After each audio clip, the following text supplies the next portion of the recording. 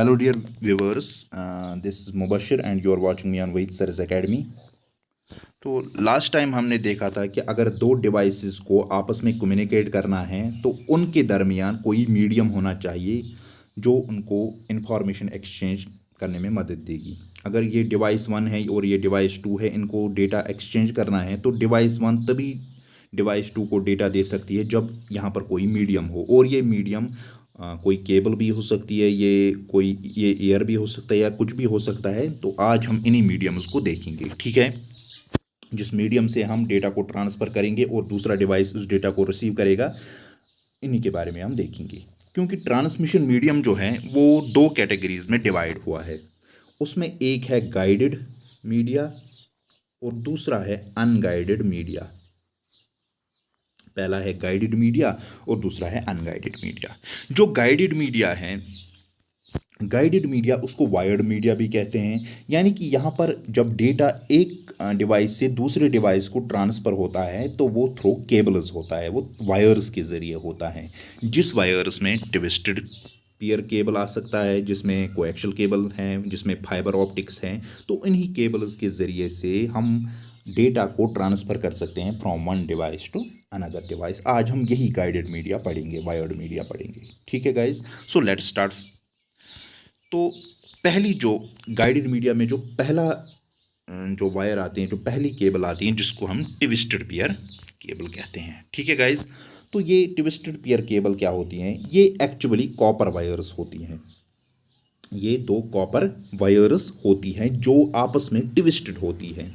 इनको ट्विस्ट किया जाता है पियर्स में, फिर ये इस्तेमाल होती है कम्युनिकेशन के लिए। दो कॉपर वायर्स होती हैं, ठीक है, एक्चुअली कॉपर वायर्स होती है जिनको हम ट्विस्ट करते हैं पियर्स में, फिर ये यूज़ होती है कम्युनिकेशन के लिए। जो ये कॉपर वायर्स होती है वो 1 mm थिक होती हैं, दोनों 1 mm थिक होती है, 1 मिलीमीटर की ये इनकी थिकनेस होती है, ठीक है। उसके बाद हम इनको आपस में ट्विस्ट क्यों करते हैं? अब यहाँ पर क्वेश्चन है, हम इनको ट्विस्ट क्यों करते हैं? तो देखिए गाइज, हम ट्विस्ट क्यों करते हैं? अगर मैं सपोज यहाँ पर एक वायर लेता हूँ, ये एक कंडक्टर है, इस वायर में इलेक्ट्रिसिटी फ्लो हो रही है, और यहाँ पर मैं एक और वायर लेता हूँ। सपोज मैंने यहाँ पर एक वायर ले ली, कॉपर वायर। जब इस वायर में इलेक्ट्रिसिटी फ्लो हो रही है, हमें पता है जब भी एक कंडक्टर में इलेक्ट्रिक करंट चलता है तो उसकी वजह से इलेक्ट्रिक फील्ड क्रिएट होता है। हर जगह यहाँ पर इलेक्ट्रिक फील्ड क्रिएट होगा। जो ही वो इलेक्ट्रिक फील्ड यहाँ पहुँचेगा, इस वायर पर पहुँचेगा, और इस वायर में अपना डेटा फ्लो हो रहा है। जो ही वो इलेक्ट्रिक फील्ड इस वायर को क्रॉस करेगा तो वो इस डेटा को प्रॉब्लम करेगा। जो इसमें ऑलरेडी इस लाइन में डेटा चल रहा है, इस वायर में डेटा चल रहा है, इस वायर का इलेक्ट्रिक फील्ड उसमें घुस कर उसमें नॉइज़ प्रोड्यूस करेगा। तो यहाँ पर जो प्रॉब्लम हो रही है, क्योंकि डेटा में नॉइज़ प्रोड्यूस होगा तो ये तो प्रॉब्लम ही है। हम क्या करते हैं? हम वायर्स को ट्विस्ट करते हैं। हम वायर्स को इस तरीके से ट्विस्ट करते हैं, इस फॉर्म में ट्विस्ट करते हैं। अगर यहाँ पर फिर पावर लाइन होगी भी, इसका इलेक्ट्रिक फील्ड जब यहाँ आएगा तो वो यहाँ आएगा, फिर उसके नीचे वाले हिस्से में आएगा, तो ऊपर वाला हिस्सा जो है वो नीचे वाले हिस्से के साथ इसको कैंसिल आउट करेगा। तो रिजल्ट ये निकलेगा कि इसमें इंटरफ्रेंस के होने के कम चांसेस है, ठीक है गाइज। तो मैंने क्या कहा, यहाँ पर हम ट्विस्टेड इसलिए करते हैं इन केबल्स को क्योंकि यहाँ से अगर कोई वायर जा रही है जिसमें करंट जा रहा है तो वो इलेक्ट्रिक मैग्नेटिक फील्ड क्रिएट करेगा। जो ही वो इलेक्ट्रिक मैग्नेटिक फील्ड इस ट्विस्टेड पेयर केबल में आएगा, ऊपर वाला हिस्से में आएगा और फिर नीचे वाले हिस्से में आएगा, तो ऊपर वाला हिस्सा नीचे वाले हिस्से के साथ उसको कैंसिल आउट करेगा। तो रिजल्ट ये निकलेगा कि इसमें जो क्रॉस टॉक्स है, इंटरफ्रेंस है, वो बहुत कम पैदा होगी। तो ये क्रॉस टॉक्स इंटरफ्रेंस से काफ़ी हद तक बच सकता है, ठीक है। इसका जो रूप होता है, इसकी जो शक्ल होती है वो in the form of DNA होती है, क्योंकि डीएनए जो होता है वो इसी हेलिकल फॉर्म में होता है, इसी फॉर्म में ट्विस्टेड पेयर केबल भी होती है, ठीक है। उसके बाद ट्विस्टेड पेयर केबल जो है इसको हम इस्तेमाल करते हैं कम्युनिकेशन के लिए अप टू 1 किलोमीटर, 1 किलोमीटर तक ये अच्छे से डेटा को ट्रांसफ़र करता है। इसके बाद इसकी जो सिग्नल है वो कमज़ोर पड़ जाती है, तो 1 किलोमीटर तक ये इस्तेमाल अच्छे से कर सकता है। और इसका एक बेनिफिट भी है कि हम इस ट्विस्टेड पेयर केबल को, इससे हम एनालॉग और डिजिटल ट्रांसमिशन दोनों कर सकते हैं। यानी कि ये स्पेसिफाइड एक के लिए नहीं है, इससे हम एनालॉग सिग्नल को भी ट्रांसमिट कर सकते हैं और डिजिटल सिग्नल को भी ट्रांसमिट कर सकते हैं। और ये इजी हैंडल और इजी इंस्टॉल है, यानी कि हम इसको इंस्टॉल भी इजीली कर सकते हैं और इसको हैंडल भी इजीली कर सकते हैं, कोई मसला नहीं है। ठीक है, उसमें चीपेस्ट फॉर्म अगर हम देखेंगे इसमें नेटवर्किंग पर्पस के लिए इस्तेमाल होती है और ये चीपेस्ट फॉर्म है, बहुत इनएक्सपेंसिव है, एक्सपेंसिव नहीं है। अब इस ट्विस्टेड पेयर केबल में भी दो टाइप्स हैं इसके, एक होता है एसटीपी और दूसरा होता है यूटीपी। ठीक है, एसटीपी क्या होता है, ये शील्डेड ट्विस्टेड पेयर केबल होती है और यूटीपी होता है अनशील्डेड ट्विस्टेड पेयर केबल। अब यहाँ पर जो शील्डेड ट्विस्टेड पेयर केबल होती हैं, एसटीपी जो होती हैं, उसमें वायर्ड मैश होता है। ठीक है, अनट्विस्टेड पेयर केबल में वायर्ड मैश नहीं होता, उसमें क्या होती है, वायर्स एंड इंसुलेटर होता है, खाली comprise of wires and insulator. अब एसटीपी जो है वो नॉइज और इंटरफ्रेंस के लिहाज से बहुत हद तक महफूज होती है और यूटीपी कम महफूज होती है, क्योंकि यहाँ पर एसटीपी में वायर्ड मैश होता है जो इंटरफ्रेंस और नॉइज़ को काफ़ी हद तक रोक लेता है। यूटीपी में नहीं होता, तो यहाँ पर नॉइज़ बहुत हद तक थोड़ा सा मतलब एसटीपी से ज़्यादा ही नॉइज़ होता है। ठीक है गाइज, यहाँ पर फिर एसटीपी जो है वो यूज़ करती हैं RJ45 और RJ11 कनेक्टर्स को यूज़ करती हैं। RJ क्या है, इट इज़ रजिस्टर्ड जैक 45 और रजिस्टर्ड जैक 11 कनेक्टर्स का इस्तेमाल करती हैं ताकि इंटरफ्रेंस क्रॉस टॉक्स जो हैं वो काफ़ी हद तक कम होंगे। ठीक है गाइज, फिर एप्लीकेशन थोड़ी सी देखेंगे कहाँ पर इस्तेमाल होता है। टेलीफोन लाइन्स में भी इस्तेमाल होता है, टेलीफोन लाइन्स में भी इस्तेमाल होता है और हम इसको लॉन लोकल एरिया नेटवर्क में भी इस्तेमाल करते हैं। ठीक है, टेलीफोन लाइन्स और लोकल एरिया नेटवर्क्स में भी हम इसको इस्तेमाल करते हैं। ठीक है गाइज, तो उसके बाद अगर हम स्पीड उसकी देखेंगे तो इसकी स्पीड जो है वो 2 Mbps टू 100 Mbps होती है। किसकी स्पीड, यानी कि ट्विस्टेड पेयर केबल जो है इसकी स्पीड जो है वो 2 Mbps टू 100 Mbps होती है इसकी स्पीड। ठीक है, इसके बाद हम दूसरी जो ट्रांसमिशन मीडिया है गाइडेड में ही, उसको कहते हैं कोएक्शियल केबल।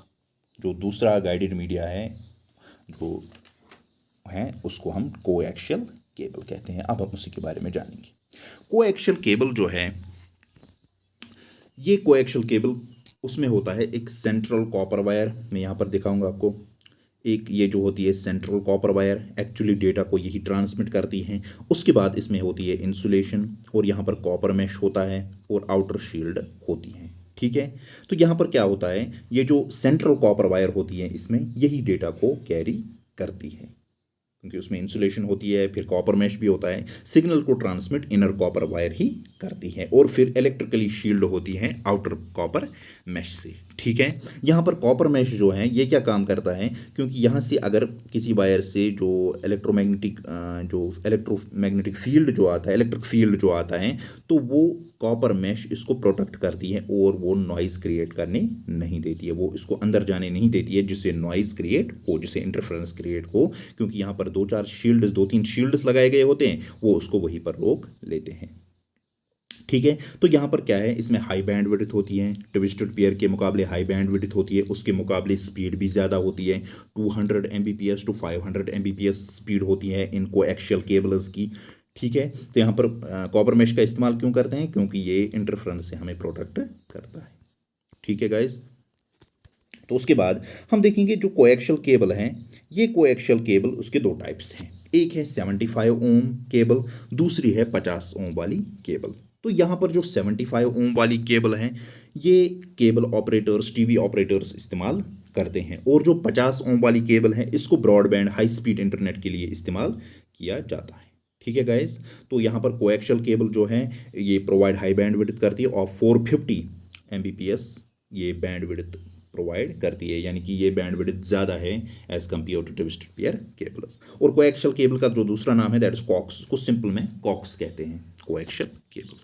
ठीक है गाइस, उसके बाद हम देखेंगे जो उसमें थर्ड ट्रांसमिशन मीडिया गाइडेड में थर्ड जो केबल है दैट इज ऑप्टिकल फाइबर्स। अगर क्वेश्चन पूछा जाएगा तो मुझे लगता है कि ऑप्टिकल फाइबर से ही पूछा जाएगा इसमें। अब जो ऑप्टिकल फाइबर जो है ये क्या होता है, ये गिलास, प्लास्टिक और सिलिका का बना हुआ होता है, गिलास, प्लास्टिक और सिलिका का बना हुआ होता है।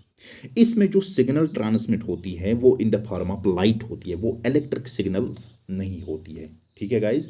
इलेक्ट्रिक सिग्नल यहाँ पर उन दोनों में, ट्विस्टेड पेयर केबल और जो कोएक्शियल केबल थी उनमें इलेक्ट्रिकल सिग्नल चल रही थी, लेकिन यहाँ पर ऑप्टिकल फाइबर में क्या है, लाइट सिग्नल चल रही है, इलेक्ट्रिक सिग्नल नहीं चल रही है। तो उसका फ़ायदा क्या है, फ़ायदा इसका ये है कि लाइट सिग्नल जो है वो इलेक्ट्रिक सिग्नल के मुकाबले में ज़्यादा फास्ट ट्रैवल करती है। तो उसका मतलब ये है कि ऑप्टिकल फाइबर ज़्यादा फास्ट है as compare to twisted pair cable और as compare to coaxial cable.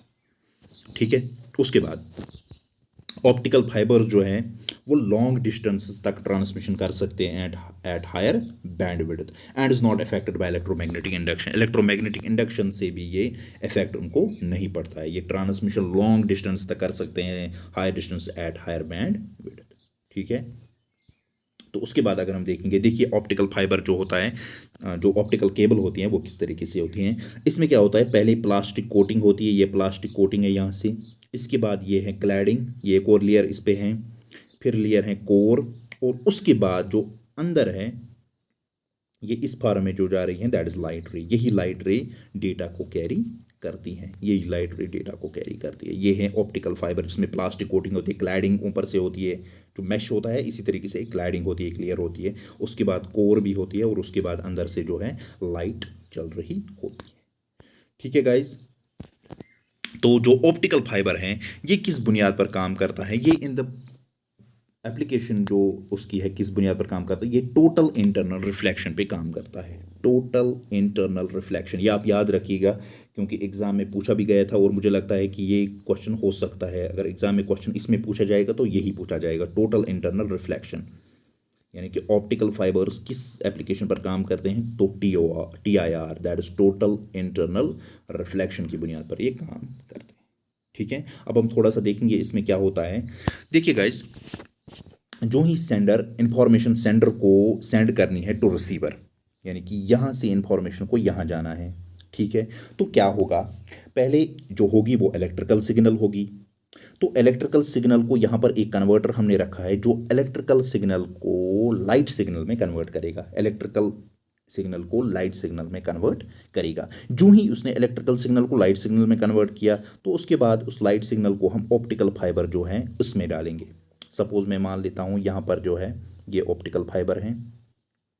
ठीक है, तो जो ही इसमें लाइट आएगी वो किस तरीके से चलेगी, लाइट तो स्ट्रेट चलती है, तो क्योंकि ऑप्टिकल फाइबर तो यहाँ से भी हो सकता है, ये स्ट्रेट तो नहीं होगा ऑलमोस्ट।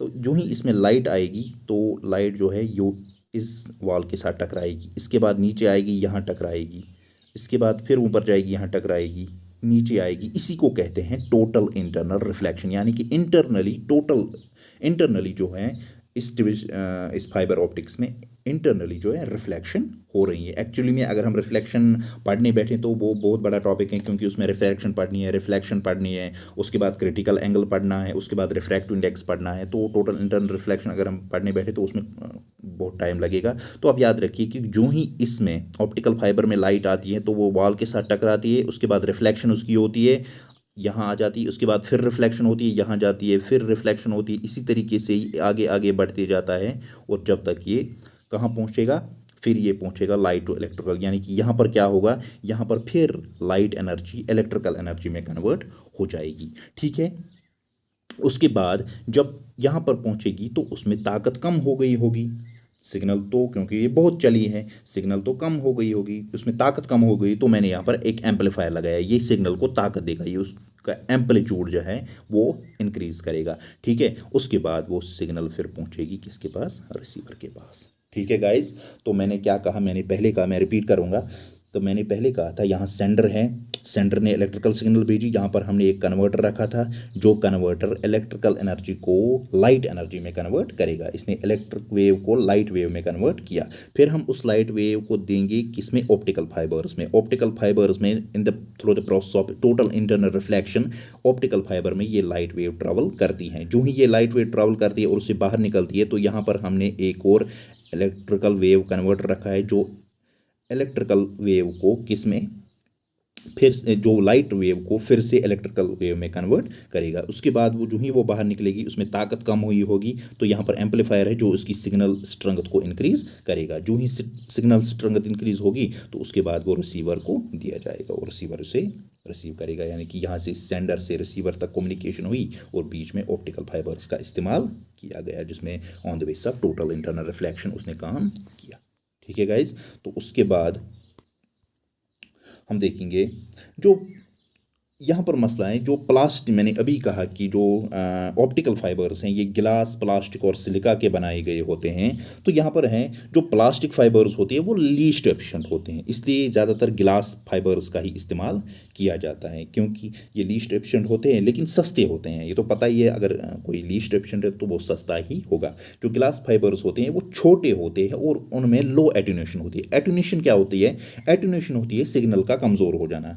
ठीक है, ग्लास फाइबर्स में क्या है, एक तो ये छोटे हैं लेकिन लो एटेन्यूएशन, उनमें सिग्नल जल्दी जल्दी कमज़ोर नहीं पड़ जाती है, इसलिए ये वो दूर तक जा सकती है। Makes them more stable for high capacity channels के लिए गिलास फाइबर्स ही इस्तेमाल किए जाते हैं। एटेन्यूएशन क्या होता है? सिग्नल का कमज़ोर हो जाना। ठीक है गाइज, उसके बाद अगर हम ऑप्टिकल फाइबर एडवांटेजेस की बात करेंगे तो उसमें पहला जो है वो है larger band width. Optical fibres में बैंड विड्थ कोएक्शियल केबल्स और ट्विस्टेड पेयर केबल से ज़्यादा होती है। तो पहले क्या होता है? Larger band width, optical fibres जो है वो ट्रांसमिट करते हैं large volume of data, high speed पे वो लार्ज अमाउंट ऑफ डेटा और बहुत दूर तक वो ले जा सकते हैं।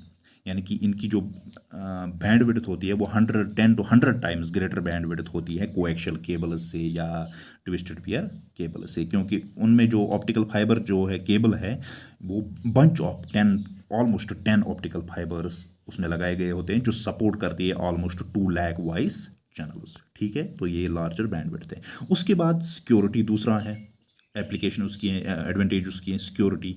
सिक्योरिटी क्या एडवांटेज है इसकी?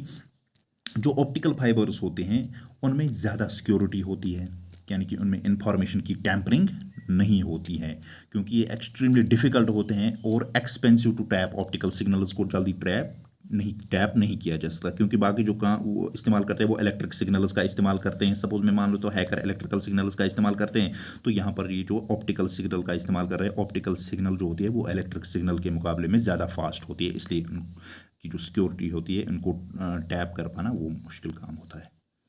ठीक है, उसके बाद लो लॉस, यहाँ पर लॉस कम हो जाता है, सिग्नल लॉस कम हो जाता है, क्योंकि लाइट सिग्नल जो होती है वो हायर स्पीड पे चलती है इलेक्ट्रिक सिग्नल के मुकाबले।